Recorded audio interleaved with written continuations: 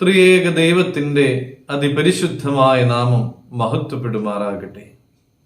ഏവർക്കും ഹെർമിറ്റ്സ് ടോക്സിന്റെ 695 ഭാഗത്തിലേക്ക് സ്വാഗതം.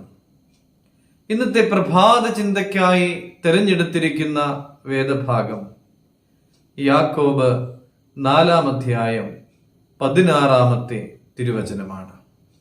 നിങ്ങളോ വമ്പ് പറഞ്ഞ് പ്രശംസിക്കുന്നു, ഈ വക പ്രശംസയെല്ലാം ദോഷമാകുന്നു. നിഗളമുള്ളവരുണ്ട്, സ്വയം പ്രശംസിക്കുന്നവരും ഉണ്ട്. എന്തിനു വേണ്ടിയിട്ടാണ് സ്വയം പ്രശംസിക്കുന്നത്? ഈ ഭൂതലത്തിൽ ആയിരിക്കുമ്പോൾ നമുക്ക് ശ്രേയസ് ഉണ്ടാകണം എന്നുള്ള അഭിവാഞ്ച നമ്മളിൽ ഉള്ളത് കൊണ്ടാണ് നമുക്ക് സ്വയം പ്രശംസിക്കേണ്ടി വരുന്നത്.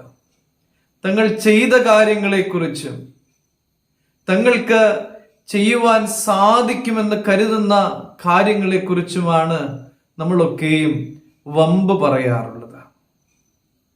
എന്നാൽ ഇത്തരത്തിലുള്ളതായ പ്രശംസകളൊക്കെയും ദോഷമാണെന്നാണ് ദൈവത്തിന്റെ വചനം നമ്മളോട് പറയുന്നത്.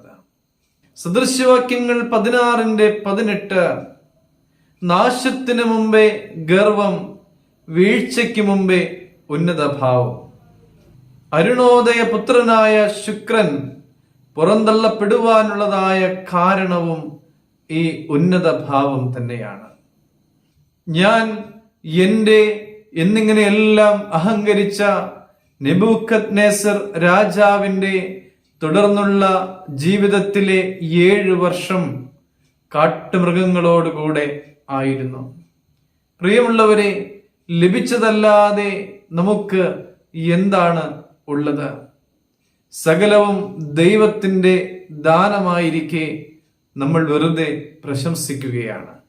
വചനം പറയുന്നത് പോലെ പ്രശംസിക്കുന്നവനെല്ലാം കർത്താവിൽ പ്രശംസിക്കുവാനായിട്ട് ഇടയാകണം. അതിനുവേണ്ടി നമുക്ക് പ്രാർത്ഥിക്കാം.